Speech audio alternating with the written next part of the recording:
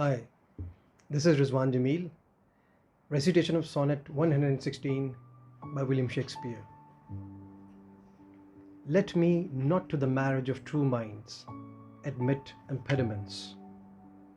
Love is not love, which alters when it alteration finds, or bends with the remover to remove. Oh no, it is an ever fixed mark that looks on tempest and is never shaken.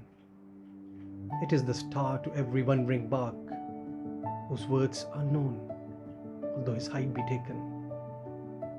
Love's not time's fool, the rosy lips and cheeks within his bending sickle's compass come. Love alters not with its brief hours and weeks, but bears it out, even to the edge of doom. If this be error, and upon me proved, I never writ, nor no man ever loved.